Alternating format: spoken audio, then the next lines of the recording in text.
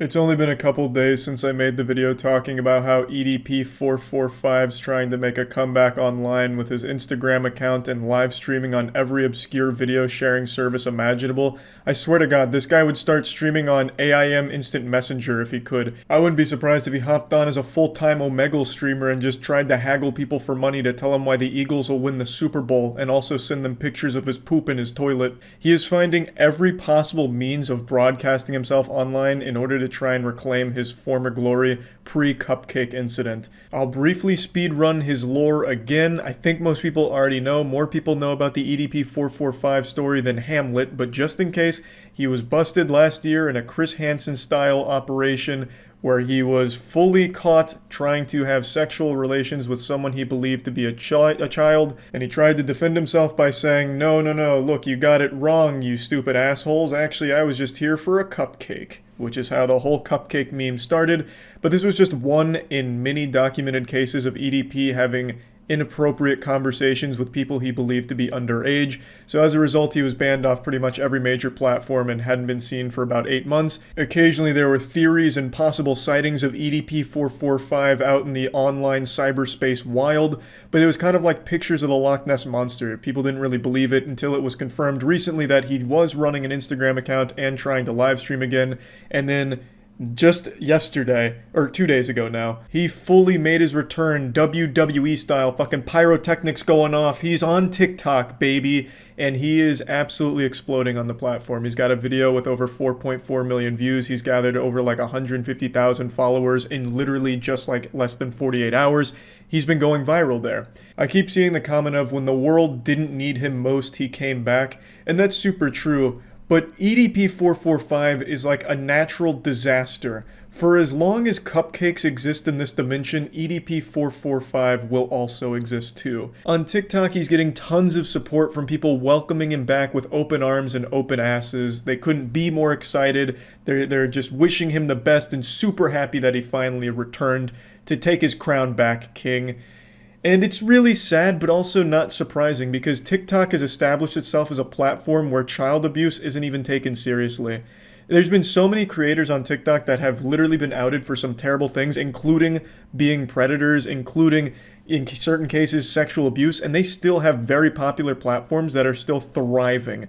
Because TikTok and the TikTok community don't take it seriously. And I think that's mainly because most of them are children themselves. So they're completely naive, and they don't take things like what EDP did or tried to do as serious as they should, which is really fucking awful. EDP was outed for some terrible things, and all of them regarding his behavior with people he believed were underage. So now he's gone to a platform that is primarily consisting of underage audience.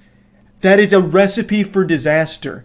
You have taken a man who would be banned from the majority of elementary schools within like a 5-mile radius, and now you're letting him run for class president of that elementary school because it's on TikTok now. Probably not like the best comparison, but what I'm saying is he is now very popular on a platform that is mainly consisting of younger audience. I'm sure you can see why that's a bit of a problem. Now, EDP, mainly the content he's made on TikTok is Super Bowl related because it had the most virality to it, since the Super Bowl is always highly watched and on TikTok highly discussed. So his channel grew a lot then. And he also made a video about me, which I'll show you quickly. I had to mute the audio because of DMCA issues, but you're really not missing much here. Basically, the words here pretty much describe what's going on.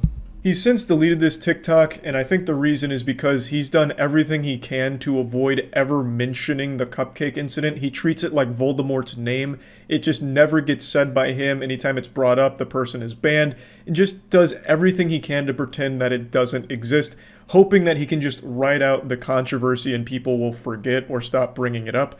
But this is his legacy. This is what he's known for. He is the cupcake guy. And he knows this, which is why he posted a video trying to be self-aware like, cupcakes, no, I understand what's going on. But that doesn't work with that level of self-awareness when what you're calling attention to is the fact that people know that you tried to have sexual relations with a kid. Like that's the self-awareness isn't like a oh haha he gets it, okay, now we can forgive him. It's not like when Darman became self-aware that a lot of the stuff that happens in his videos is goofy and people usually make jokes about it, and he became self-aware and became in on the joke, and that's like, oh, good for Darman, he has a level of self-awareness, I have more respect for that now. It doesn't work in EDP's case because when he calls attention to the cupcake thing, he's acknowledging that he knows he is a sexual predator and that people know that he is a sexual predator. So the self-awareness doesn't help people have more respect for you.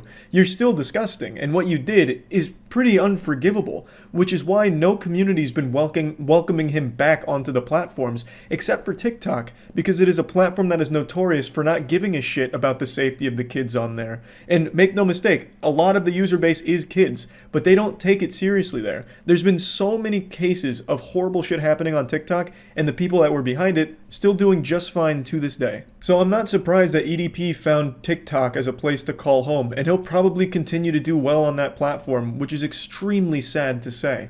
It really is, but it's just the truth of it. There's a good chance that on TikTok, EDP will thrive, and he'll be able to come back to form, and he'll be able to monetize again, and it's the fucking sad reality of it, because TikTok has a track record of not taking things like what EDP did seriously.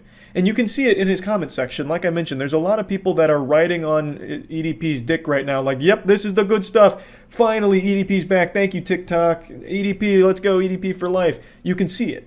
And it'll probably continue. So obviously, a lot of people, myself included, have a big problem with EDP being back in general, but even more specifically on TikTok, since it's the platform that gives him the most access to kids, which are potential victims to EDP. He has shown multiple times, not just with the apocalyptic cupcake incident, but he has shown prior to that that he will talk to children and engage in very inappropriate behavior and conversations with people that he believes to be underage.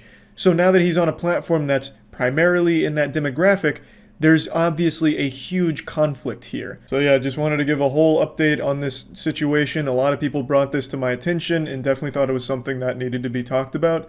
So yeah, that's really about it. So yeah.